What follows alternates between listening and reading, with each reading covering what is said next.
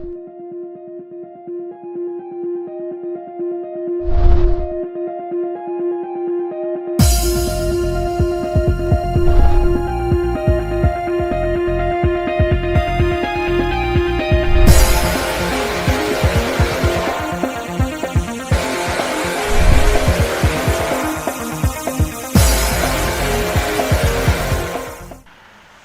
आज हम पढ़ने जा रहे हैं मैकेनिक्स के क्वेश्चंस सेशन 2।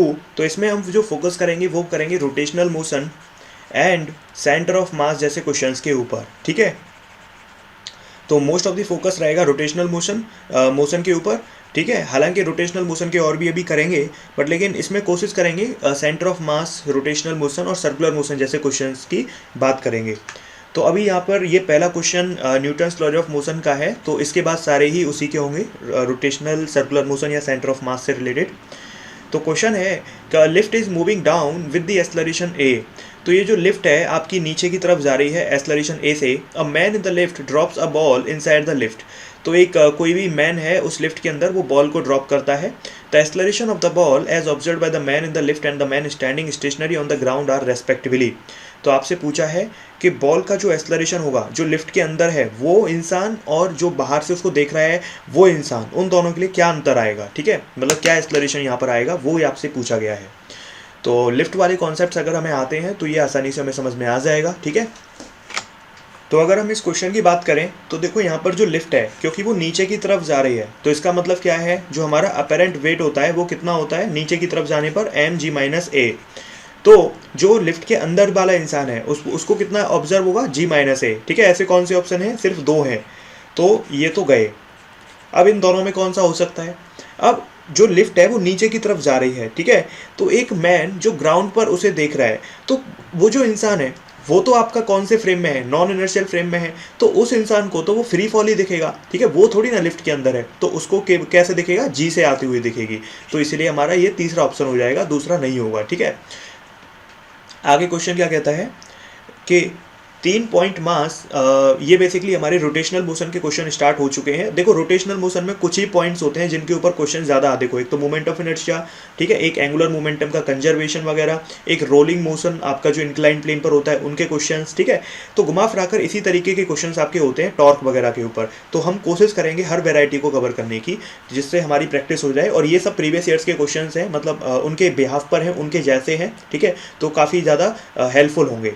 तो यहाँ पर क्वेश्चन है कि 3 पॉइंट मासेस हैं आपके, जो आपके vertex of an equilateral triangle पर रखे गए हैं, ठीक है। जैसे मैंने नॉर्मल क्वेश्चन कराया था, तो ये जो नॉर्मल क्वेश्चन जो मैंने कराया था, तो उसको ये थोड़ा थ्योरेटिकल वे में दे दिया है, ठीक है वही मोमेंट ऑफ इनर्शिया निकालना है हमें CD के अबाउट, ठीक है, इस एक्सिस के अबाउट। तो बहुत आसान क्वेश्चन है, कर सकते हैं अगर हमें मोमेंट ऑफ इनर्शिया निकालना आता है तो, ठीक है। तो एक बार ट्राई कर लेना चाहिए, है ना। तो moment of inertia CD axis के अबाउट निकालने की कोशिश करें तो हो जाएगा। तो अगर हम यहाँ पर देखें तो ये क्वेश्चन बहुत आसान है, क्योंकि हमें निकालना है मोमेंट ऑफ इनर्शिया, और मोमेंट ऑफ इनर्शिया के बारे में हम जानते हैं वो होता है mr²। तो अगर हम इस CD एक्सिस के अबाउट निकालेंगे तो ये जो पहला नंबर का जो मास है, अच्छा, मैं मोमेंट ऑफ इनर्शिया में मैंने एक और चीज़ बताई थी कि किसी एक मास को ओरिजिन मान लो, ठीक है। तो इसके जो कोऑर्डिनेट है वो 0 0 मान लो, तो फिर इसके कोऑर्डिनेट क्या हो जाएंगे, इसके कोऑर्डिनेट हो जाएंगे a,0, है ना। और फिर इसके क्या हो जाएंगे, ये a/2 पर है, तो यहाँ पर आप सीधे सीधे यहाँ पर कर सकते हो a/2, a, ठीक है। तो इस तरीके से हमारा जो है यहाँ पर सारे कोऑर्डिनेट हो गए, ठीक है। तो सॉरी a/2 की जरूरत पड़ेगी हमें सिर्फ। तो यहाँ पर बेसिकली अगर आपको मोमेंट ऑफ इनर्शिया निकालना है तो इस वाले के लिए तो 0 हो जाएगा, इस वाले के लिए कितना हो जाएगा, मास तो आपका m ही है, m × a² प्लस इससे परपेंडिकुलर डिस्टेंस कितनी है, a/2, तो ma²/4 हो जाएगा, a/2 का होल स्क्वायर कर दिया, है ना।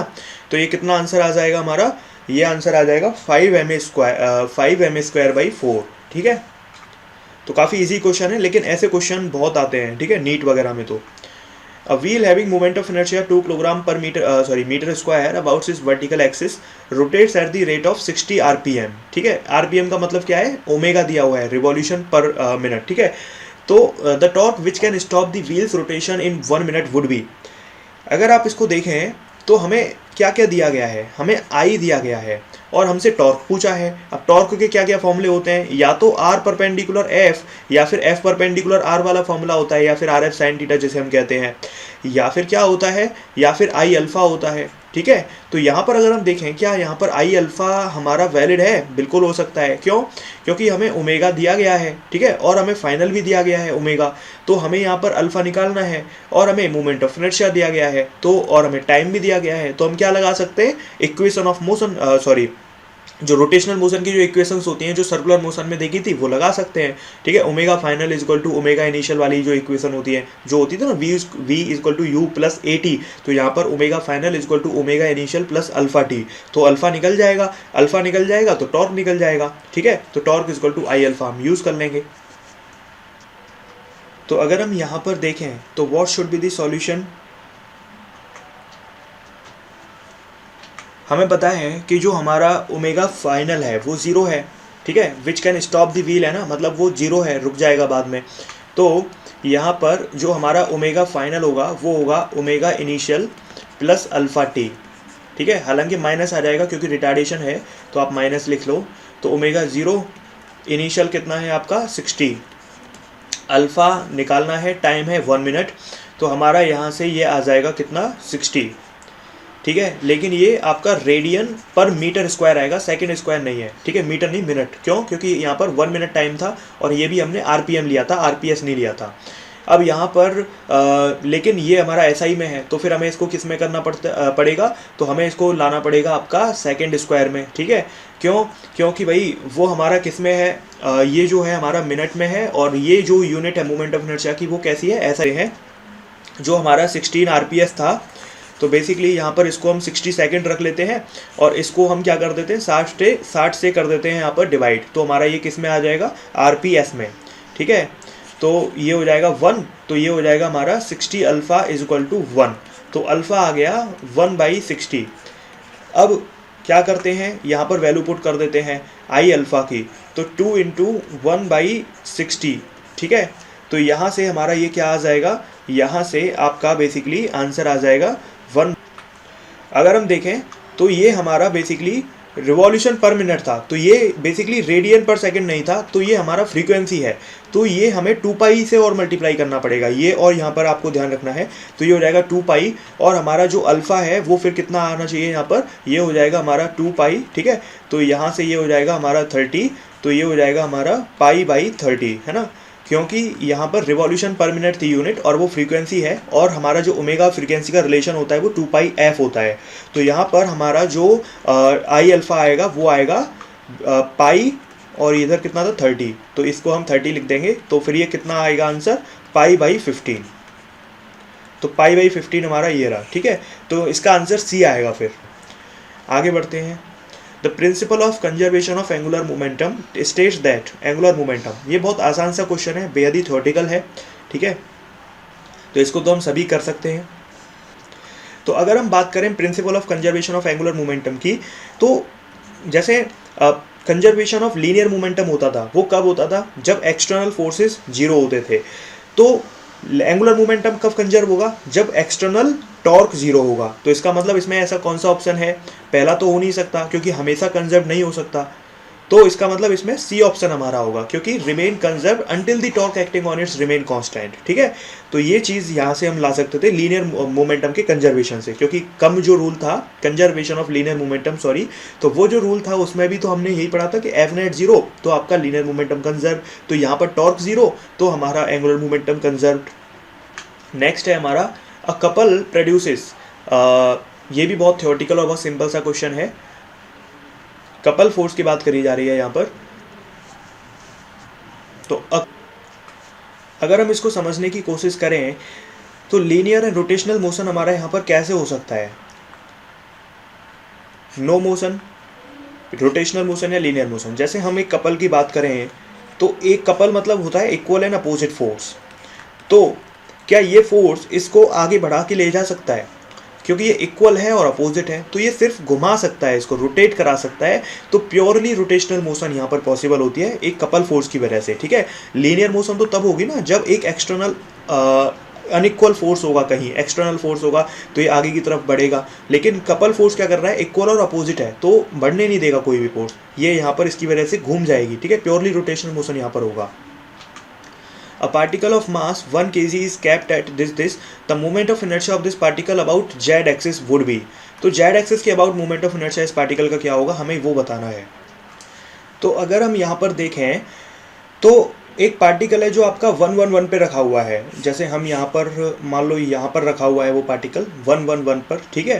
तो the moment of inertia of this particle about Z axis would be, तो जेड एक्सिस के अबाउट कितना होगा, तो जेड एक्सिस के अबाउट का मतलब ये हो गया कि हमारा बेसिकली एक्स और वाई के अबाउट तो होगा नहीं, तो जेड एक्सिस से यहाँ पर ये डिस्टेंस कितना हो जाएगा, ठीक है।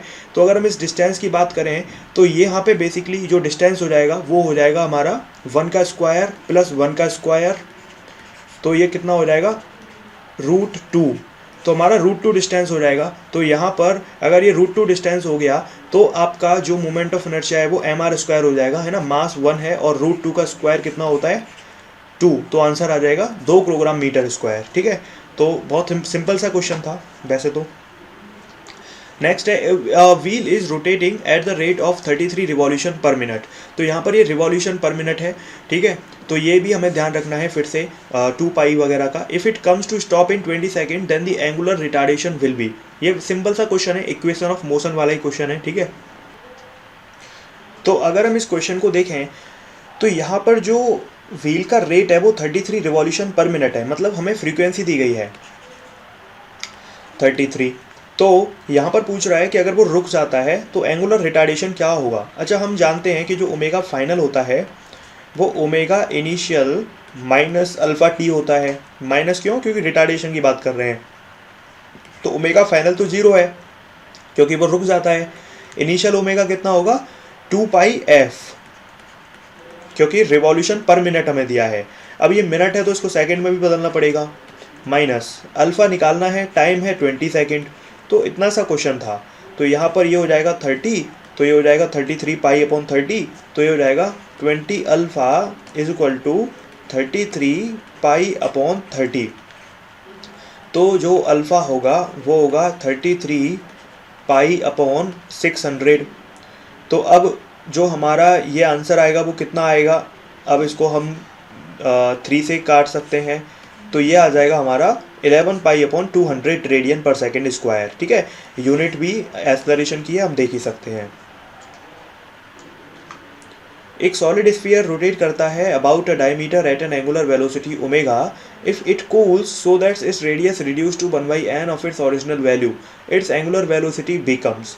तो एक सॉलिड स्फीयर है जो रोटेट कर रहा है हमारा एक about a diameter at an angular velocity omega, अगर if it cools so that its radius reduce to 1/n, मतलब सॉलिड स्फीयर अगर कूल हो जा रहा है तो वो मतलब यहाँ पर श्रिंक हो जाता है और उसकी जो रेडियस है वो कितनी हो जाती है, अगर पहले मान लो r थी तो अब r अपॉन n हो जाती है, तो उसकी एंगुलर वेलोसिटी कितनी हो जाएगी।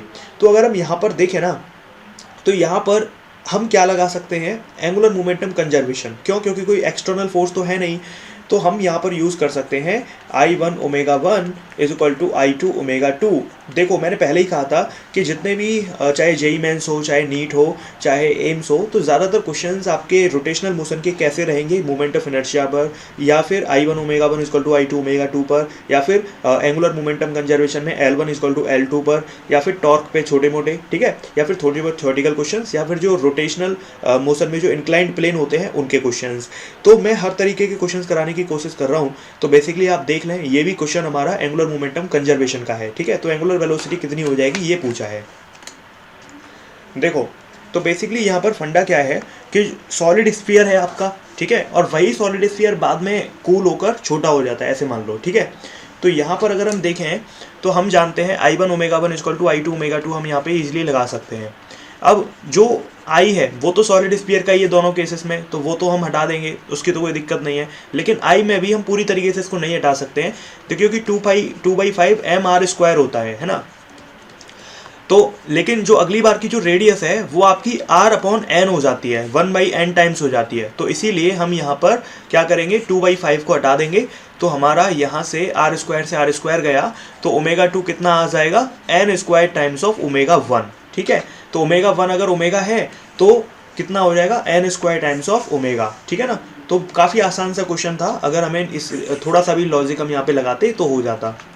नेक्स्ट है a horizontal platform is rotating with uniform angular velocity around the vertical axis passing through its center। अच्छा हाँ, एक और चीज़, किसी भी क्वेश्चन को देखकर नहीं डरना है, ठीक है। ऐसा लगेगा कई बार कि ये कैसा अजीब सा क्वेश्चन है, नहीं, देखकर हमें किसी भी क्वेश्चन को नहीं डरना है। क्यों? क्योंकि जो जितना देखने में बड़ा होता है वो उतना ही इजी भी होता है। अब इस क्वेश्चन को अगर हम देखें तो एक हॉरिजॉन्टल प्लेटफॉर्म है और वो रोटेट कर रहा है यूनिफॉर्म एंगुलर वेलोसिटी के साथ around the vertical axis passing through its centre, ठीक है। मतलब कोई हॉरिजॉन्टल आपने प्लेटफॉर्म ले रखा है तो वो वर्टिकल एक्सिस के ऐसे अबाउट जो है यहाँ पर बात कर रहा है रोटेशन की। At some instant of time a viscous fluid of mass m is dropped at the centre. मतलब आपने क्या किया कि कुछ समय बाद कुछ यहाँ पर फ्लूइड आपने डाल दिया तो इसका मास बढ़ गया बेसिकली, ऐसे मान लो। अब ये क्योंकि फ्लूइड है तो ये फैलेगा, तो ये फैल रहा है, ठीक है, और धीरे धीरे गिर जाता है पूरा इससे, है ना, गिर गया। तो अब कह रहा है कि angular velocity during this period, तो इस पीरियड के दौरान एंगुलर वेलोसिटी क्या होगी, बढ़ेगी घटेगी। तो फिर से क्या करना है, फिर से वही फंडा है, आई वन ओमेगा वन, या फिर हम कहें I omega is equal to constant, ठीक है, क्योंकि यहाँ पे एंगुलर मोमेंटम कंजर्व रहेगा, ठीक है।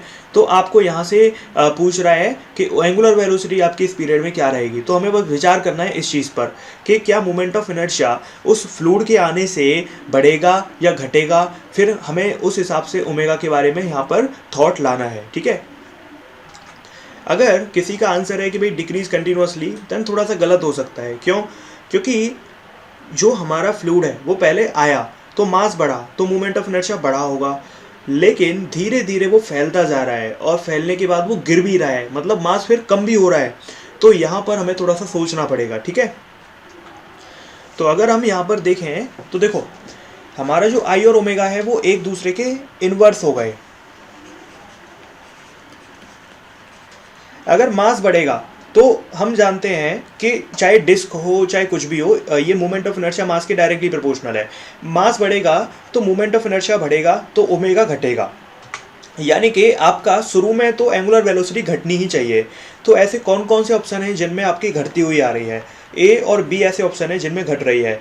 क्या रिमेन अनअल्टर्ड? ये तो बिल्कुल नहीं होगा। इंक्रीज? ये भी नहीं होगा। तो ए और बी में से डिसाइड करना है कौन सा ऑप्शन हो सकता है। अब क्वेश्चन ये कह रहा है कि जो आपका फ्लूइड था वो बाद में गिर जाता है, मतलब आपका मास फिर से कम हो जाता है। मतलब आपका दूसरे केस में क्या हो रहा है, दूसरे केस में आपका आई घट गया तो फिर ओमेगा बढ़ जाएगा।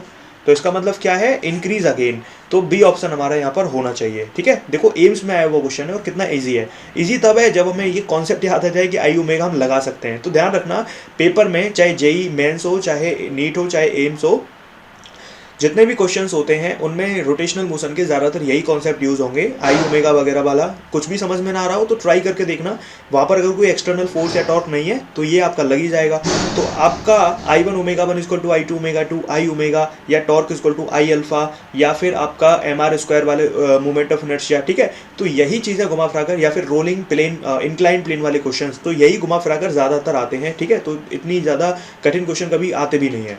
नेक्स्ट क्या है, the total torque about pivot A provided by the force shown in the figure R for L is equal to 3 metre is, यानी कि बेसिकली आपको लेंथ दी गई है 3 मीटर।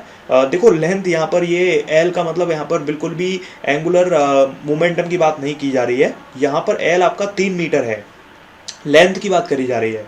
और इस क्वेश्चन को देख के डरना नहीं है, बड़ा सिंपल सा है, टॉर्क का क्वेश्चन है। F परपेंडिकुलर R या R परपेंडिकुलर F वाला क्वेश्चन है, ठीक है। तो पाइवोट का मतलब क्या है कि पॉइंट A के अबाउट आपको सारे के सारे पॉइंट्स का टॉर्क निकालना है, सारे के सारे फोर्सेस की वजह से। अब देखो क्योंकि 90 न्यूटन का ये वाला कंपोनेंट आपका और ये वाला कंपोनेंट, तो ये वाले की वजह से तो कुछ होगा नहीं। क्यों? क्योंकि R और F पैरेलल तो हो ही नहीं सकते, क्योंकि पैरेलल होंगे तो साइन थीटा जीरो हो जाएगा, तो आंसर जीरो। मतलब पैरेलल फोर्सेस को तो हमें पिक्चर में लेना ही नहीं है। तो सबके कंपोनेंट कर लो, सबके कंपोनेंट करने के बाद आपका एक x कंपोनेंट एक y कंपोनेंट। तो जो x वाला कंपोनेंट है उसके लिए तो कुछ भी होगा नहीं। क्यों नहीं होगा? क्योंकि पैरेलल वाले के लिए टॉर्क आपका होगा ही नहीं, जीरो होगा। और जो परपेंडिकुलर वाले फोर्सेस हैं उनके लिए टॉर्क निकाल लो। अब जो पॉइंट ए पर है उसके लिए तो आपका, क्योंकि r जीरो है तो टॉर्क जीरो हो जाएगा। पॉइंट बी पर दो फोर्सेस हैं, एक ये 80 न्यूटन, एक नीचे 60 न्यूटन, इसके दो कंपोनेंट हो गए, एक ऐसे एक ऐसे। तो फिर इसमें इसको तो छोड़ देंगे, लेकिन इस वाले की वजह से निकाल लो, फिर इसके 2 कंपोनेंट कर दो, 50 न्यूटन की वजह से होगा नहीं, क्यों? क्योंकि पैरेलल हो जाएगा आर के और 0 आंसर आ जाएगा, और 60 न्यूटन की वजह से भी निकाल लेंगे। तो बहुत ही आसान है इसको करना, कोई कठिन चीज नहीं है इसमें, ठीक है। तो एक बार ट्राई कर लें, फिगर को देखकर कभी नहीं डरना है, ठीक है। डायग्राम कैसा भी आ सकता है और क्वेश्चन की लैंग्वेज भी कितनी भी बड़ी हो सकती है, लेकिन उसका सेंस बहुत छोटा ही होगा, ठीक है। IIT जेई जो एडवांस है उसमें कठिन हो सकते हैं, लेकिन यहाँ पर चाहे वो नीट हो, चाहे एम्स हो, चाहे वो आपका जेई मेंस हो, उसमें जितने कठिन क्वेश्चन नहीं पूछे जाएंगे। तो इस क्वेश्चन की आधी कहानी तो हमने समझ ली, आधी और देख लेते हैं।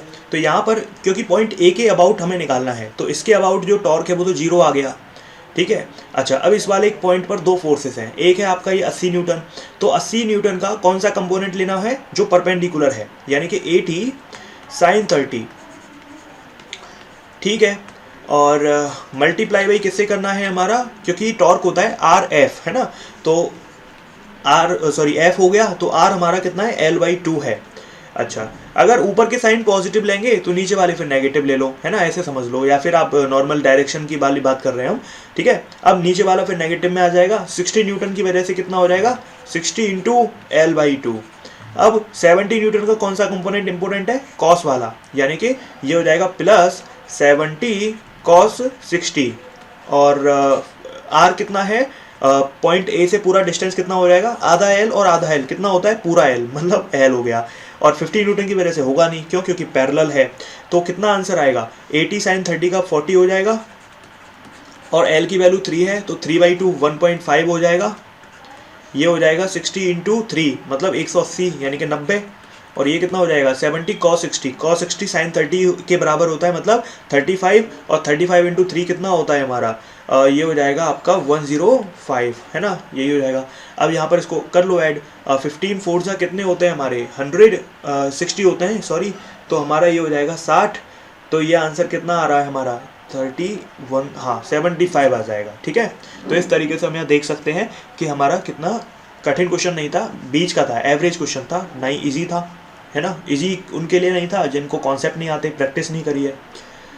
ए solid sphere of mass m rolls without slipping on an inclined plane. मैंने पहले ही कहा था कि रोटेशनल मोशन में हमारा जो एग्जाम है, नीट, जेई मेंस की बात कर रहा हूँ, नॉट IIT जेई, तो या फिर हमारा जो एम्स है, या कोई और एग्जाम है, जिपमर वगैरह, तो इनमें बिट सेट वगैरह, तो इनमें जो क्वेश्चंस हैं वो रोटेशनल में फिक्स तरीके के ही आते हैं, ठीक है। तो देखो यहाँ पे फिर से क्वेश्चन इंक्लिनेशन का आया है। एक सॉलिड स्फीयर है जिसका मास m है, वो उसके ऊपर रोल कर रहा है without slipping on an inclined plane of inclination theta, the linear acceleration of the sphere is. अब ये अगर हमें फॉर्मूले पते हैं इसके तो हम कर पाएंगे, नहीं तो हमारे लिए दिक्कत हो जाएगी, ठीक है। देखो अगर हमें फॉर्मूला पता है ना तो बहुत आसान है। देखो ध्यान रखना है हमें, एक्सेलरेशन होता है इंक्लाइंड प्लेन पर g sin theta upon 1 + I/mr², या फिर इसको दूसरे तरीके से भी ध्यान रख सकते हैं, g sin theta upon 1 + k²/r², ठीक है। अब ये k²/r² क्या होता है? ये देखो अगर मैं आपको सीधे शब्दों में बताऊं, जैसे मान लो सॉलिड स्फीयर का मोमेंट ऑफ इनर्शिया 2/5 mr² है, ठीक है। तो यहाँ पर जो k²/r² है, basically k for radius of gyration के लिए यूज होता है वो, तो यहाँ पर जो k²/r² है ना, वो ये जो न्यूमेरिकल वैल्यू है वो वही होती है। तो सॉलिड स्फीयर के लिए k/r² की वैल्यू क्या हो जाएगी? 2/5।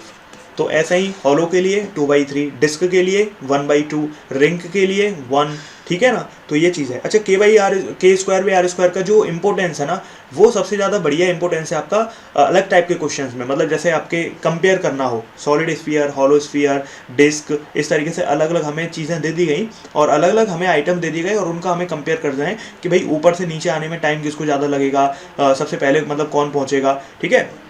तो k² जिनके इक्वल होते हैं वो आपके इक्वल टाइम पर पहुंचते हैं, जिसका ज़्यादा होता है वो ज़्यादा टाइम में, ठीक है, कम होता है कम टाइम में, ठीक है। तो मैं अभी आपको बता दूंगा। तो यहाँ पर बेसिकली आप जो है पहले इस क्वेश्चन को ट्राई कर लें, यहाँ पर वैल्यू पुट करनी है सीधे सीधे, और आपका आंसर बहुत जल्दी आ जाएगा, ठीक है। तो हमें सीधे सीधे वैल्यू पुट करनी है, तो कर देते हैं। एक्सेलरेशन क्या होगा? g sin theta upon 1 + k²/r², solid sphere है ना, तो कितना होगा? 2/5। तो कितना आंसर आ जाएगा? 5 plus g sine theta divided by ये हो जाएगा 5 और 7/5, तो 5 ऊपर जाएगा तो 5/7 ये रहा। अगला हाँ वो चीज़ लिख लो जो मैं अभी कह रहा था, वो इम्पोर्टेंट है आपके लिए लिखना कि k/r² जिसका कम होगा, ठीक है, वो सबसे कम टाइम लेगा, लेस टाइम नीचे आने में इंक्लाइन प्लेन के ऊपर, और जिसका ये ज़्यादा वो ज़्यादा टाइम लेगा, ठीक है, मोर तो टाइम भी मोर, और इक्वल k/r² तो टाइम भी इक्वल, ठीक है, ये ध्यान रखना है। ओके, नेक्स्ट क्वेश्चन है देखो दिखने में कितना कठिन सा लग रहा है ये क्वेश्चन, है ना, लेकिन बहुत ही इजी है। क्यों? क्योंकि एंगुलर मोमेंटम कंजर्वेशन है सीधा सीधा, ठीक है ना। यहाँ पर देखो एक मास है जो आपका एक सर्कल में रिवॉल्व कर रहा है, एक स्मूथ हॉरिजॉन्टल प्लेन है विद वेलोसिटी v0, शुरू में मतलब उसकी वेलोसिटी v0 है और रेडियस r0 है, ठीक है। अब मास को आपने एक स्ट्रिंग से अटैच किया है which passes through a smooth hole in the plane as shown. तो आपको यहाँ पर बेसिकली देखो ये जो मास है, ठीक है, ये जो मास है वो सर्कल में मूव कर रहा है स्मूथ हॉरिजॉन्टल प्लेन पर with velocity v0 and radius r0। तो the mass is attached to string which passes through a smooth hole in the plane as shown, ठीक है। तो बेसिकली आपको यहाँ पर the mass is attached to string, शायद ये क्वेश्चन यहाँ पे पूरा नहीं है, तो आप यहाँ पर काइनेटिक एनर्जी फाइंड करें, तो आप यहाँ पे काइनेटिक एनर्जी फाइंड कर लें, ठीक है। मतलब क्या कर रहे हैं, फाइनल वेलोसिटी यहाँ पर निकाल लें और उसके बाद काइनेटिक एनर्जी फाइनली वाली फाइंड कर लें, ठीक है। क्वेश्चन जो है बेसिकली ऐसे समझो कि यहाँ पर आपका शुरू में रेडियस r0 थी, ठीक है, अब ये घूम रहा था, फिर उसके बाद क्या हुआ, इसमें टेंशन बढ़ा दी। टेंशन बढ़ाने से क्या हुआ कि ये जो रेडियस है वो छोटी हो गई, r0/2 हो गई, ठीक है। तो अब जो स्पीड होगी वो पहले निकालो और फिर उसके बाद उस स्पीड के बाद काइनेटिक एनर्जी तो निकाल ही लोगे, ठीक है। तो मतलब एक तरीके से क्वेश्चन ऐसे समझो कि पहले ये जो घूम रहा था तो उसमें टेंशन को बढ़ाते गए, जब टेंशन बढ़ाते गए तो उससे क्या होगा कि आपकी जो रेडियस है वो आधी हो गई। रेडियस आधी हो गई, देखो मैं पहले ही कह रहा हूँ इस क्वेश्चन में ये पूरा इसमें नहीं है, तो इसीलिए आपका जो रिमेनिंग पोर्शन है वो यहाँ पर नहीं लिखा हुआ है। तो जब हमने टेंशन बढ़ा दी तो उस वजह से क्या हुआ कि रेडियस आपकी आधी हो गई, r0/2 हो गई। तो अब रेडियस आधी हो गई तो जो वेलोसिटी है वो हमें निकालनी है पहले तो, फिर उसके बाद हमें उसकी काइनेटिक एनर्जी निकालनी है, ठीक है। अब मैंने तरीका थोड़ा सा बता ही दिया है ऑलरेडी, क्योंकि यहाँ पर कोई एक्सटर्नल फोर्स तो है नहीं, तो मतलब क्या लगा सकते हो, एंगुलर मोमेंटम कंजर्वेशन। वो क्या होता है, ध्यान रखना, एंगुलर मोमेंटम कंजर्वेशन केवल I ओमेगा नहीं होता है, I1 ओमेगा 1 = I2 ओमेगा 2 नहीं। एंगुलर मोमेंटम कंजर्वेशन का मतलब ये भी तो है कि L1 = L2, मतलब L1 क्या होता है, एंगुलर मोमेंटम जो क्या होता है mvr, ये भी हो गया है ना। तो मास तो सेम है भाई, पार्टिकल तो वही है, तो v1r1 = mv2r2, ठीक है। तो ये भी ध्यान रखना है हमें, ओके। तो यहाँ पर हम देखते हैं, हमने आधा क्वेश्चन तो इसमें कर ही लिया है। अब मास तो सेम है भाई, है ना। तो जो शुरू में वेलोसिटी थी वो v0 थी, शुरू में जो रेडियस थी वो r0 थी, बाद की जो वेलोसिटी है वो निकालनी है और जो रेडियस हो गई वो r0/2 हो गई। तो यहाँ से जो v2 आई वो ट्वाइस ऑफ इनिशियल वेलोसिटी आई। पूछा है काइनेटिक एनर्जी फाइनल, तो half into mass into v0 का स्क्वायर, मतलब 2v0 का स्क्वायर, तो कितना हो जाएगा 4v0 का स्क्वायर। तो आंसर कितना आ जाएगा 2mv0, यानी कि ये रहा 2mv0 का स्क्वायर, ठीक है। The moment of inertia of two freely rotating bodies A and B are IA and IB respectively. IA is bigger than IB and their angular momentum are equal if K and KB are their kinetic energies then. तो हमें kinetic energies के बारे में बताना है। अब kinetic, ये तो बहुत इजी क्वेश्चन है, क्या क्यों, क्योंकि काइनेटिक एनर्जी का फॉर्मूला पता है तो हो जाएगा, हाफ LI², ठीक है। तो अब यहाँ पर फिर से वही वाला फंडा है कि दो बॉडीज़ हैं जो फ्रीली रोटेट कर रही हैं, अगर एक का IA ज़्यादा है और एंगुलर मोमेंटम इक्वल है, मतलब L इक्वल है, तो ये तो बहुत इजी क्वेश्चन हो गया, ठीक है। तो बेसिकली सॉरी मैंने ये फॉर्मूला गलत बता दिया लगता है, हाफ LI² नहीं होगा, L²/2I होना चाहिए, हाफ I ओमेगा स्क्वायर होता है ना, तो ये फॉर्मूला थोड़ा गलत हो सकता है, इसको L²/2I होगा और हाफ I ओमेगा स्क्वायर होता है ना काइनेटिक एनर्जी। तो क्वेश्चन क्या है कि अगर आई ए ज़्यादा है आई बी से तो एंगुलर मोमेंटम इक्वल है, मतलब बेसिकली यहाँ पर हमारा जो एंगुलर मोमेंटम है अगर वो इक्वल है तो हमें क्या करना है, एल को इक्वल करना है, काइनेटिक एनर्जी इन्वर्स हो जाएगी, ठीक है, क्योंकि अगर आई ए ज़्यादा है, क्योंकि देखो काइनेटिक एनर्जी आई के इन्वर्स है, तो जिसका मोमेंटम मोमेंट ऑफ इनर्शिया से ज़्यादा उसका काइनेटिक एनर्जी कम, तो आई ए ज़्यादा है तो ये वाला ऑप्शन हो जाएगा, ठीक है। अगला क्वेश्चन कहता है the moment of inertia of a rod about an axis through its centre and perpendicular to it is ml²/12। हम जानते हैं कि भाई किसी भी रॉड के सेंटर से इतना ही होता है, ml²/12 ही तो होता है, बिल्कुल सही है। आपने क्या किया, the rod is bent in the middle so that the two half make an angle of 60 degree, मतलब रॉड को तोड़ दिया, मतलब क्या किया, बेसिकली एक रॉड थी और उस रोड को तोड़ दिया, मतलब ऐसे, मतलब आधा आधा हिस्से में कर दिया और उनके बीच का एंगल 60 डिग्री बना दिया। इसका मतलब क्या हुआ कि इस हिस्से का भी मास आधा हो गया होगा, इस हिस्से का भी मास आधा हो गया होगा, इस हिस्से की लेंथ आधी हो गई होगी और इस हिस्से की भी लेंथ आधी हो गई होगी। अब कह रहा है the moment of inertia of the bent rod about the same axis would be, मतलब वही यहाँ से इस एक्सिस के अबाउट, इस एक्सिस के अबाउट मोमेंट ऑफ इनर्शिया पूछ रहा है, मतलब रॉड के एंड वाले हिस्से से पूछ रहा है ना, क्योंकि देखो रॉड का एंड वाला हिस्सा है वो, पहले मोमेंट ऑफ इनर्शिया बीच में से ml²/12 था, अब एंड से निकालना है, मतलब भाई एंड पर ही तो आ रहा है वो, क्योंकि वो कह रहा है ना सेम एक्सिस, तो सेम एक्सिस क्या है, अगर इसको खोल दें तो बीच में यही तो होगा, तो इस वाली एक्सिस से मोमेंट ऑफ इनर्शिया निकालना है। तो आसान है वैसे तो, दोनों का मतलब निकाल लो, जोड़ दो दोनों को।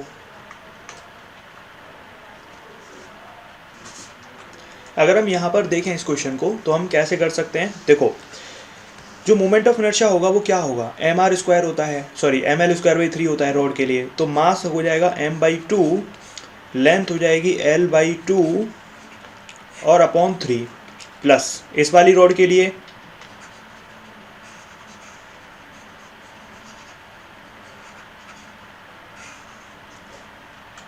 m सेम हो जाएगा, मतलब इसी को निकाल लेते हैं, इसका 2 गुना कर देंगे, ठीक है, इसका 2 गुना कर देंगे तो ये कितना हो जाएगा, m 2 से 2 गया और ये हो जाएगा l²/4 और ये 12, ठीक है, ml²/12। ऐसा कोई ऑप्शन है, ये रहा। IIT JEE 2012 का है, the two cylinders P and Q, solid cylinder sorry, P and Q of same mass and same radius start rolling down a fixed inclined plane from the same height at the same time. Cylindrical P has most of its mass concentrated near its surface, जबकि Q आपका concentrated near the axis. Which statement are correct? तो इसका मतलब ये है कि देखो इस वाले क्वेश्चन में ये इंक्लिनेशन वाला ही क्वेश्चन है, मतलब इंक्लाइन प्लेन से जब आपकी कोई चीज़ गिरती है तो एक इस क्वेश्चन में खास बात क्या है कि यहाँ पर एक ही ऑब्जेक्ट है, मतलब सॉलिड सिलेंडर ही है दोनों केसेस में। तो अगर सॉलिड सिलेंडर ही है दोनों केसेस में तो इसका सीधा सा मतलब ये हो गया कि आपका भाई अगर सॉलिड सिलेंडर दोनों केसेस में है तो आपका हमारे दिमाग में जो मोमेंट ऑफ इनर्शिया का फॉर्मूला है वो सेम हो गया है ना। सॉलिड सिलेंडर का मतलब क्या है, एक तरीके से रिंग की बात कर रहे हैं ना, सॉलिड है तो मतलब एक डिस्क की बात कर रहे हैं ऐसे मान लो, ठीक है। अब लेकिन क्वेश्चन में लोचा क्या है, वो कह रहा है कि जो सिलेंड्रिकल पी है उसका मास सरफेस के पास है और जबकि क्यू है उसका मास आपका, तो हमें अगर ये समझ में आ जाए कि मोमेंट ऑफ इनर्शिया किसका ज़्यादा होगा, पी का या क्यू का, तो हमारा आधा काम तो हो जाएगा, है ना। अब किसका ज़्यादा होगा, ऑब्वियस ही बात है जिसका सरफेस के पास मास होगा उसका मोमेंट ऑफ इनर्शिया ज़्यादा होगा, मतलब आई पी हमारा आई क्यू से ज़्यादा होना चाहिए, ठीक है। अब हमें है सॉलिड सिलेंडर ही लेकिन मोमेंट ऑफ इनर्शिया दोनों का अलग है, अब हमें ये समझ में आया, ठीक है। तो अब इसके हिसाब से हमें क्या बताना है, विच स्टेटमेंट आर ट्रू, मतलब इनको इंक्लाइन प्लेन पर फेंका गया है दोनों को, तो दोनों सिलेंडर ग्राउंड पे सेम टाइम पर आएंगे। अगर k²/r² दोनों का होता सेम तो ये सेम टाइम पर आते, ठीक है। तो इसका मतलब क्या यहाँ पर सेम टाइम पर आएंगे, ये सोचने वाली बात है। मोमेंट ऑफ इनर्शिया और एक्सेलरेशन के बारे में हमने ऑलरेडी देखा है, क्या देखा है, एक्सेलरेशन के बारे में जो हमने देखा है वो देखा था कि भाई इसका जो फॉर्मूला था वो था g sin theta upon i plus या फिर i ना कहें, अगर हम यहाँ पे 1 हमने तो जो देखा था वो 1 वाला देखा था, लेकिन i प्लस mr² भी हो सकता है। तो acceleration basically moment of inertia के इन्वर्स है। इसका मतलब जिसका मोमेंट ऑफ इनर्शिया ज़्यादा उसका एक्सेलरेशन कम, यानी कि जो एक्सलरेशन होगा वो किसका कम होगा, p का कम होगा, q का ज़्यादा होगा। अच्छा, अगर किसी चीज़ का एक्सलरेशन ज़्यादा है तो उसको नीचे आने में टाइम कम लगेगा या ज़्यादा लगेगा? ऑब्वियस सी बात है, कम लगेगा। मतलब टाइम ज़्यादा किसको लगेगा, जिसका एक्सलरेशन कम है, मतलब p का टाइम ज़्यादा होगा q से। तो इन तीनों फैक्ट से हम ऑप्शन को चेक करते हैं। तो क्या दोनों सिलेंडर ग्राउंड पर सेम टाइम पर पहुंचेंगे? तो आंसर है गलत। क्यों? क्योंकि p पहले पहुंचेगा। क्या सिलेंडर p का लीनियर एक्सलरेशन ज़्यादा होगा q से? नहीं, q का ज़्यादा है। गलत। क्या दोनों सिलेंडर ग्राउंड पर सेम ट्रांसलेशन काइनेटिक एनर्जी के साथ पहुंचेंगे? अब भाई काइनेटिक एनर्जी के लिए स्पीड पता होनी चाहिए, तो क्या दोनों की स्पीड सेम रहेगी नीचे आते वक्त? स्पीड क्या होती है? अगर भाई u 0 है तो इसका मतलब v directly proportional to a है, मतलब जिसका एक्सलरेशन ज़्यादा उसकी स्पीड ज़्यादा। तो किसका एक्सलरेशन ज़्यादा है? q का। तो मतलब नीचे जब आएगा तो q की स्पीड ज़्यादा होगी। तो इसका मतलब ये भी गलत हो गया साहब। क्यों? क्योंकि half m b square kinetic energy होती है, अगर स्पीड अलग है तो काइनेटिक एनर्जी भी अलग। अच्छा, तो फिर कौन सा ऑप्शन बचा? डी। वैसे भी देख लो, इसका एंगुलर स्पीड की बात कर रहा है और v होता है हमारा आर ओमेगा। तो अगर किसी का v ज़्यादा है तो ओमेगा भी ज़्यादा। अच्छा, v किसका ज़्यादा है? अगर हम यहाँ से देखें तो एक्सलरेशन किसका ज़्यादा है? ए क्यू का। तो v क्यू ज़्यादा होगा, तो इसका मतलब q का ओमेगा भी ज़्यादा होगा, और यहाँ पे यही लिखा है। ठीक है, वैसे 3 ऑप्शन गलत तो 14 वैसे ही सही, पर हम वैसे भी चेक कर सकते हैं। देख लो, आईआईटी में भी किसी तरीके के क्वेश्चन आते हैं। ठीक है, तो ओवरऑल बात ये है कि रोटेशनल मोशन से गिने चुने टाइप के ही प्रॉब्लम आती है, मतलब उन्हीं के ऊपर सारी प्रॉब्लम होती हैं, फॉर्मूले वही होते हैं गिने चुने। ठीक है, तो इस तरीके से हमारी यहाँ पर पूरी प्रैक्टिस हो जाती है रोटेशनल मोशन के इंपॉर्टेंट क्वेश्चंस की। और भी आगे हम पढ़ते रहेंगे। ठीक है, और भी कई सारे क्वेश्चंस हम करते रहेंगे। तो उम्मीद है ये बस एक एनएलएम का क्वेश्चन था, बाकी तो सारे हमने कोशिश करी है करने की। ओके, चलिए, तो मिलते हैं अगली क्लास में, और अगली क्लास में हम आगे के चैप्टर्स और देखेंगे, और उसके अलावा खूब सारे क्वेश्चंस की प्रैक्टिस करेंगे नेक्स्ट चैप्टर, और हो सकता है रोटेशनल मोशन के भी और भी क्वेश्चन की प्रैक्टिस हम